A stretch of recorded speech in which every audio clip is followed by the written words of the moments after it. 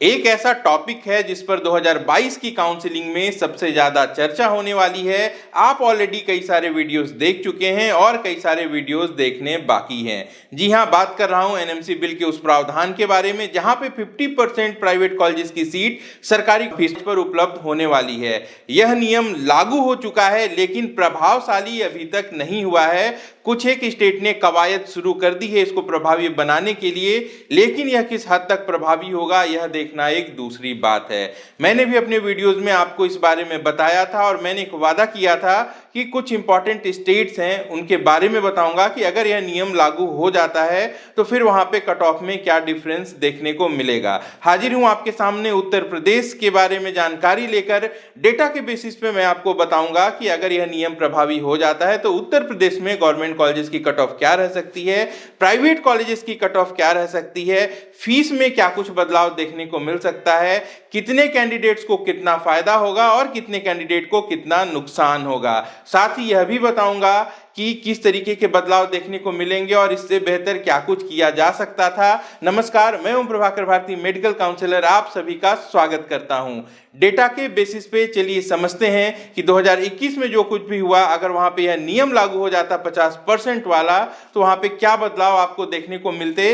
तो डेटा में सबसे पहले मैं शुरुआत करूंगा एक ऐसे डेटा से जो आपकी और हमारी कहानी भी बयां करता है। जी हां, YouTube का यह डेटा बताता है कि आप दर्शकों में से 70% ऐसे दर्शक हैं जिन्होंने वीडियो को देखा जरूर है लेकिन सब्सक्राइब चैनल को नहीं किया है। तो आपसे रिक्वेस्ट है कि कृपया चैनल को सब्सक्राइब कर लें। जैसे ही आपकी संख्या बढ़ती है तो इससे हमें हिम्मत मिलती है और वीडियो को लाइक कर दें, इससे हमें हौसला मिलता है। चलिए लौटते हैं अब उत्तर प्रदेश के डेटा के ऊपर। शुरुआत करेंगे सीटों के गणित से, यानी कि पिछले वर्षों में देखेंगे कि सीटों का डिस्ट्रीब्यूशन किस तरीके से था और कट ऑफ क्या रही थी। जनसंख्या की दृष्टि से उत्तर प्रदेश सबसे बड़ा राज्य है। हालांकि उस अनुपात में वहां पे मेडिकल कॉलेजेस नहीं है, लेकिन 2021 की अगर हम बात करें तो टोटल 62 कॉलेजेस में 8478 सीटें थी। इनमें से 3828 सीटें 31 गवर्नमेंट कॉलेजेस में थी, वहीं 30 प्राइवेट कॉलेजेस में 4500 सीटें थी। उत्तर प्रदेश के बारे में एक खास बात है कि यहाँ पे प्राइवेट कॉलेजेस की जो सीटें होती हैं वह ओपन फॉर ऑल होती हैं, यानी कि दूसरे राज्य का छात्र भी बराबर का अधिकार रखता है। एक यहाँ पे डीम्ड मेडिकल कॉलेज है जिसमें 150 सीटें हैं, तो फिलहाल डीम्ड को छोड़ देते हैं। स्टेट काउंसलिंग में हम स्टेट कोटे की बात करेंगे। 2020 की अगर हम बात करें तो सीट का डिस्ट्रीब्यूशन कुछ इस तरीके से था। 22 मेडिकल कॉलेज में 2928 सीटें थी। इनमें से 15% ऑल इंडिया कोटे में चला गया था जो कि 438 था। सेंट्रल पूल कोटा में 21 सीट्स थी, स्टेट कोटे में 2469 सीट्स थी। 2021 में अगर हम सीट के डिस्ट्रीब्यूशन को देखें तो यहाँ पे 9 न्यू मेडिकल कॉलेजेस खुले थे जिनमें 900 सीटें बढ़ गई थी। तो 31 मेडिकल कॉलेजेस में 3828 सीटें, इनमें से 573 सीटें ऑल इंडिया कोटे में चली गई। एक और आंकड़ा ध्यान रखिएगा कि 2020 में जब सीटें ऑल इंडिया कोटे में जाती थी, राउंड 2 की काउंसलिंग के बाद जो बच जाती थी वो राज्य में वापस आती थी और राउंड 2 की स्टेट काउंसलिंग में ऐड हो जाती थी। 2021 में नियम बदल गया, ये सीटें जो ऑल इंडिया कोटे में गईं ये लगभग सारी की सारी फिलअप हो गईं। 21 सीटें सेंट्रल पूल कोटे की हैं और स्टेट कोटे में 3234 सीटें थी, यानी कि 2020 में तकरीबन 765 सीट्स स्टेट कोटे में ज्यादा बढ़ गई थी। वहीं अगर प्राइवेट कॉलेज की बात करें तो 30 मेडिकल कॉलेजेस में 4600 सीटें फिलहाल हैं। 2021 में 4500 थी, लेकिन काउंसलिंग खत्म होते होते शारदा में 50 सीटें और रामा में 50 सीटें बढ़ गई थी, तो उनको मैंने यहाँ पे ऐड कर लिया है। तो इस हिसाब से ये पूरी की पूरी जो सीट्स हैं ये मैनेजमेंट कोटा आप कह सकते हैं। कोई भी स्टेट कोटा यानी कि सेमी गवर्नमेंट कोटा कम फीस पे उत्तर प्रदेश में नहीं है, कोई भी एनआरआई कोटा उत्तर प्रदेश में नहीं है। 100% सीटें ओपन फॉर ऑल हैं, यानी कि जैसे ही नियम लागू होगा एनएमसी का 50% वाला, ये जो टोटल सीटें हैं ये आधी हो जाएंगी और तकरीबन 2300 सीटें गवर्नमेंट फीस पर ऐड हो जाएंगी। चलिए अब एक नजर कट ऑफ पे डाल लेते हैं। तो सबसे पहले हम 2020 में गवर्नमेंट कॉलेजेस की एमबीबीएस कट ऑफ की बात करेंगे। राउंड 1 में 610 पे क्लोज हुआ था। राउंड 2 में 3 मार्क्स इंप्रूव होके 607 पर आ गया था। जो अदर कैटेगरीज है वो आप यहां देख लें। मैं सिर्फ यूआर कैटेगरी की बात कर रहा हूं। 2021 में जहां पे 9 नए कॉलेजेस थे, 900 सीट्स बढ़ गई थी और यहां पे अनरिजर्व कैटेगरी की जो कट ऑफ है ये 601 रही थी। हालांकि जो राउंड 2 हुआ था यह एक एक्सेप्शनल केस था। यहाँ पे कम होने के बजाय जो कट ऑफ है वो बढ़ गई थी और ऐसा इसलिए हुआ था क्योंकि 2021 में ऑल इंडिया कोटे में जो 2 राउंड तक की काउंसलिंग हुआ करती थी उसे बदल के 4 या 5 राउंड का कर दिया गया। तो वहां पे बड़ी संख्या में सीट ब्लॉकिंग हुई, लेकिन सबसे लो कट ऑफ जो है वो 601 थी। तो हम इसे ही कट ऑफ मान के आगे का जो कैलकुलेशन है वो करेंगे। चलिए अब लौटते हैं असल मुद्दे पे कि एनएमसी बिल का यह नियम आ गया तो यहाँ पे क्या बदलाव देखने को मिलेंगे। एक और बात का यहाँ पे विशेष ध्यान रखना है कि जो भी नियम है एनएमसी का यह किस तरीके से लागू किया जाएगा इसके ऊपर बहुत ज्यादा डिटेल्स ऑफिशियली मौजूद नहीं है। तो कुछ जनरल कंडीशंस हैं जिनको मैं यहाँ पे अज्यूम कर रहा हूँ और यह जो एनएमसी का ड्राफ्ट फाइनल हुआ है उस पर ही आधारित हैं। इसको ध्यान से देख लें। एनएमसी के मुताबिक 50% प्राइवेट सीट्स जो हैं वो गवर्नमेंट फीस पर अवेलेबल होंगी। इस बात को कंसीडर करते हैं तो 50% जो लो फीस वाली सीट्स होंगी वो सिर्फ डोमिसाइल्ड कैंडिडेट को ही मिलेंगी। कोई भी राज्य कम फीस का फायदा किसी दूसरे राज्य के कैंडिडेट को नहीं देता है, तो ये होने की पूरी संभावना है। तीसरा पॉइंट यह है कि रिजर्वेशन सिस्टम जो कि प्राइवेट कॉलेजेस में अभी नहीं है उत्तर प्रदेश में, यह भी आ जाएगा क्योंकि ये प्राइवेट की सीट सरकारी फीस पर मिल रही है। डीम्ड कॉलेजेस की जो काउंसलिंग है वो एमसीसी करता है, इसकी बात फिलहाल यहाँ पर नहीं करेंगे।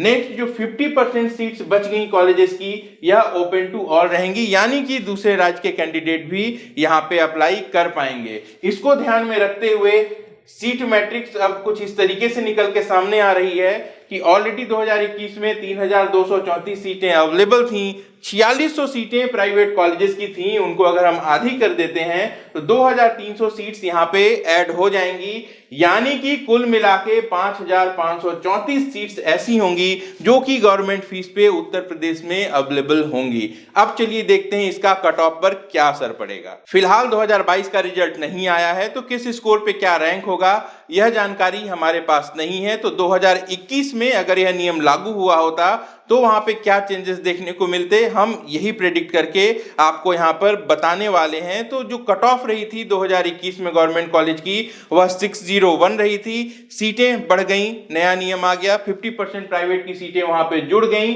601 कट ऑफ राउंड 1 की थी, फाइनल कट ऑफ वही थी। 50% सीटें यहाँ पे ऐड कर देते हैं। इस सिचुएशन में जो मेरिट लिस्ट है उसको अगर आप एनालाइज करते हैं तो कुल मिला के 18 से 20 मार्क्स नीचे कट ऑफ जा सकती है। जी हाँ, 18 से 20 मार्क्स का फायदा यहाँ पे कैंडिडेट को मिलेगा और 580 के आसपास ये क्लोज हो सकता है। 2022 में जब रिजल्ट आएगा तो इस पे एक एक्चुअल प्रेडिक्शन का वीडियो मैं उस समय पोस्ट कर दूंगा।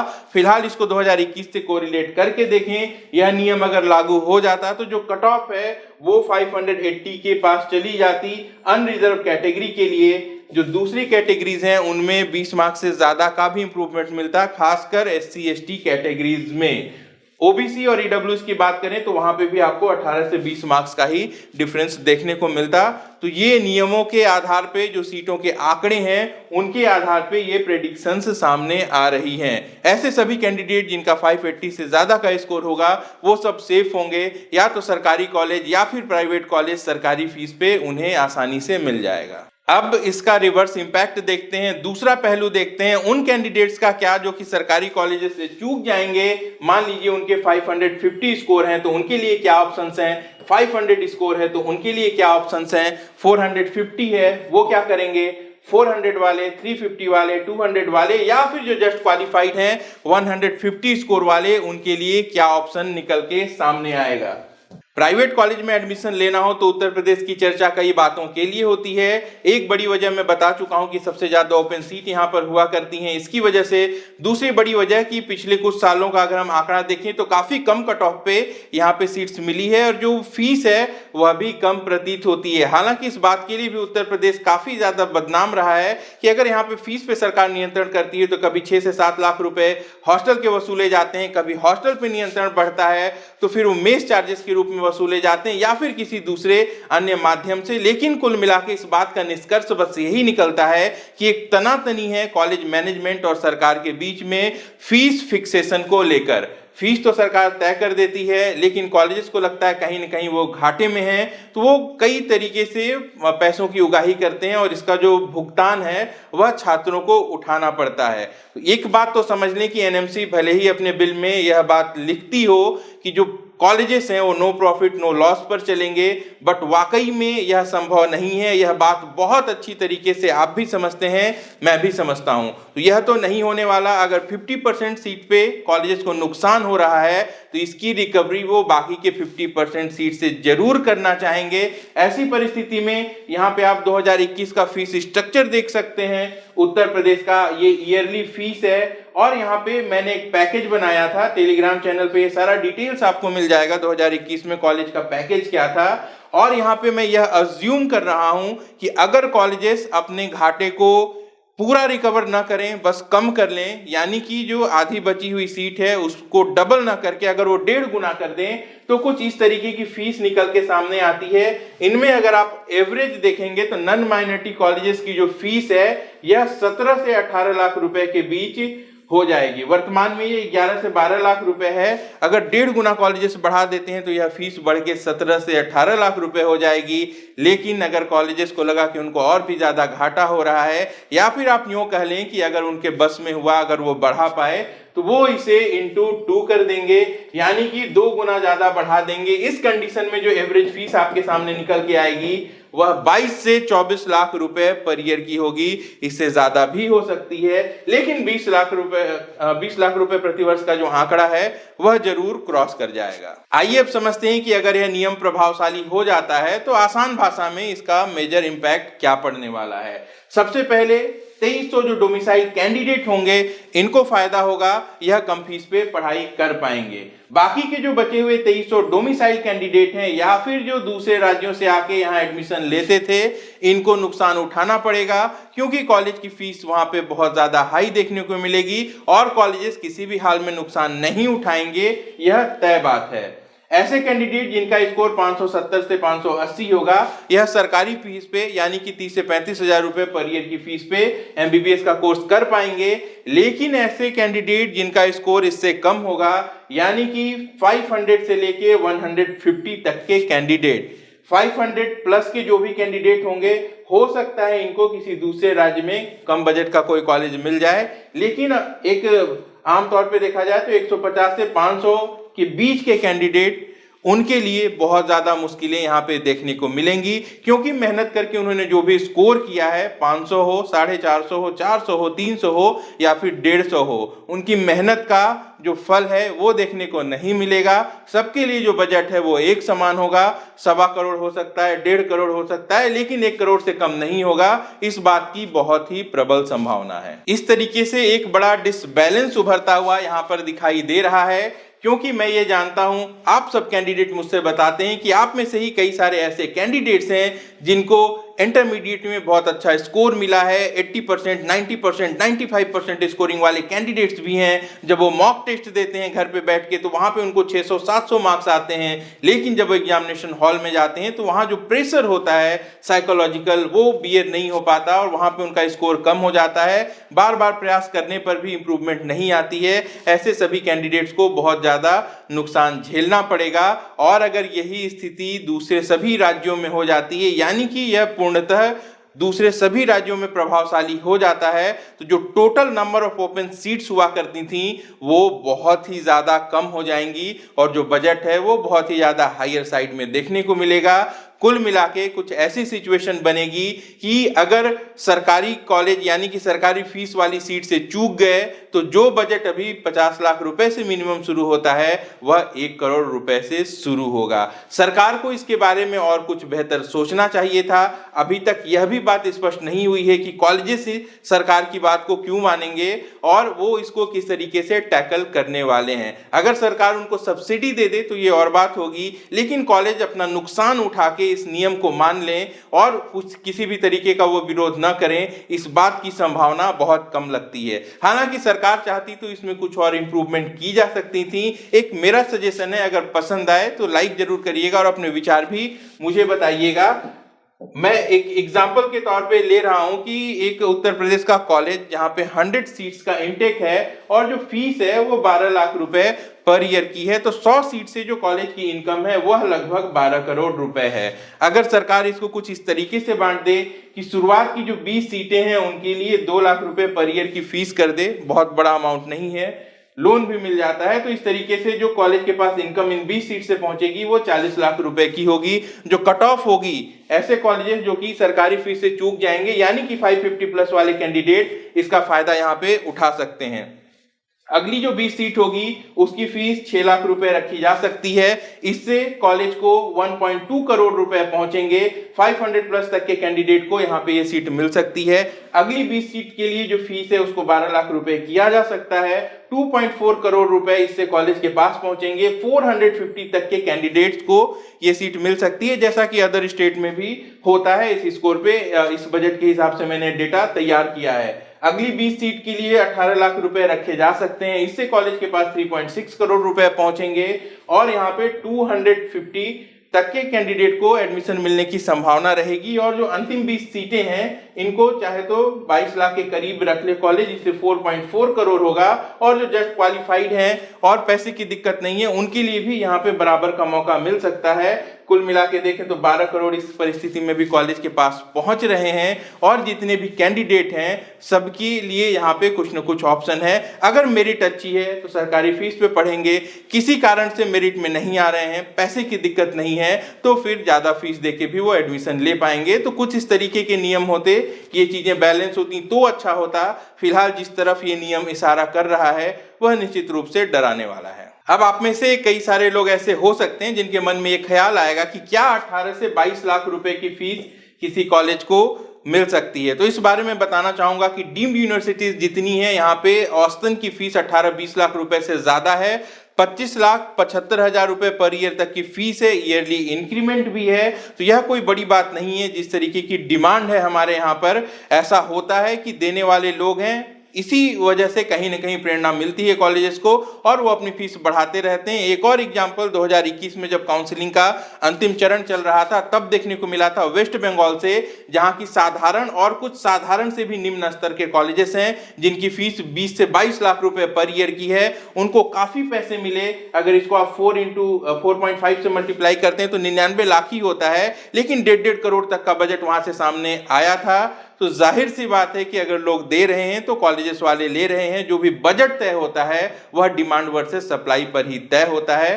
तो ऐसे लोग ऑलरेडी हैं जो कि ज्यादा से ज्यादा पैसा देकर भी एमबीबीएस की पढ़ाई हमारे देश में करना चाहते हैं। वीडियो के अंत में वो सवाल जिसका हर किसी को इंतजार है कि यह प्रभावशाली कब से होगा। टाइम्स ऑफ इंडिया का यह आर्टिकल देखिए, इसमें यह बात कही गई है कि तमिलनाडु की स्टेट काउंसिलिंग अथॉरिटी ने वहां के डीम्ड कॉलेजेस को नोटिस कर दिया है कि वो जो 25 लाख रुपए की फीस ले रहे हैं उनमें से आधी सीट अब उनको 13,610 रुपए पर ईयर के हिसाब से देनी होगी।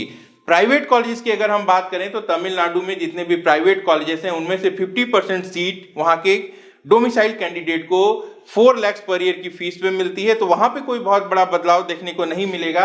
लेकिन जो खास बात है वो डीम्ड कॉलेजेस के साथ जुड़ी हुई है। वहां पे डीम्ड कॉलेजेस की संख्या भी ज्यादा है, सीटें भी ज्यादा हैं और जो फीस है यह भी बहुत ज्यादा है। अगर किसी भी कॉलेज में 150 सीट है और 25 लाख रुपए पर ईयर की वहां पे फीस है तो उनमें से अगर आधी सीट 75 सीट पे कॉलेज को नुकसान होगा तो सैकड़ों करोड़ का नुकसान एक एक कॉलेज को होने वाला है। यह बात तमिलनाडु की है। ऐसा ही नोटिस एक ओडिशा से देखने को मिला था। लेकिन आज के अखबार में टाइम्स ऑफ इंडिया का एक और न्यूज में आपको दिखा देता हूं। यह न्यूज गुजरात से है, जहां पे यह कहा गया है कि 50% वाली जो बात सरकार कह रही है इससे संबंधित कोई भी नोटिस कॉलेजेस को नहीं मिला है। और कॉलेजेस ने, माफ करिएगा, जो स्टेट काउंसलिंग अथॉरिटी है उसने एक नोटिस जारी करके बता दिया है कि जो फीस है वो अगले 2 साल तक क्या रहने वाली है। कोई इंक्रीमेंट नहीं है वहां पे, यानी कि जो 2021 की फीस थी वही वो 2022 सेशन के लिए और 23-24 सेशन के लिए भी फॉलो करने वाले हैं। ये आज के अखबार की कटिंग आप यहाँ पे देख रहे हैं। तो कुल मिला के जो कंफ्यूजन है वो बरकरार है। अगर सरकार अचानक से इंपोज करना भी चाहे तो इस बात पे बहुत ज्यादा संदेह है कि कॉलेजेस इसको सहर्ष स्वीकार करेंगे। कॉलेजेस के पास कई सारे राइट्स हैं, कोर्ट में जाएंगे, बहुत कुछ होना अभी बाकी है, इतना ज्यादा वक्त नहीं है। तो ऐसे कैंडिडेट जो कि बहुत उत्साहित हैं इसे लेके जरूर उत्साहित रहें, लेकिन अपने बैकअप को भी तैयार रखें और उस हिसाब से आप अपनी तैयारी रखें। और ऐसे कैंडिडेट जिन्हें इस बात का डर है कि अगर ये लागू हो गया तो क्या होगा, उन्हें भी बहुत ज्यादा डरने की जरूरत नहीं है। आने वाले समय में और ज्यादा खबरें सामने आएंगी। पूरी तरीके से लागू होगा, बिल्कुल भी लागू नहीं होगा, या फिर किसी किसी राज्य में लागू होगा, जो भी सिचुएशन हो, एक बात मान के चलिए कि 2021 में जो कुछ भी देखने को मिला था वो 2022 में रिपीट नहीं होगा। यानी कि आप रिजल्ट का वेट करिए, जो भी स्कोर आपको मिलता है, जो भी रैंक आता है, उसके हिसाब से अच्छे से प्लानिंग करिए। आप सबको बहुत बहुत शुभकामनाएं काउंसलिंग के लिए। जरूरी वीडियोस लेके मैं आपके सामने आता रहूंगा, तो वीडियो को लाइक जरूर कर दें, सब्सक्राइब नहीं किया है तो सब्सक्राइब कर लें। अपना और अपनों का खूब ख्याल रखें। मैं जल्द मिलता हूं। नमस्कार, जय हिंद।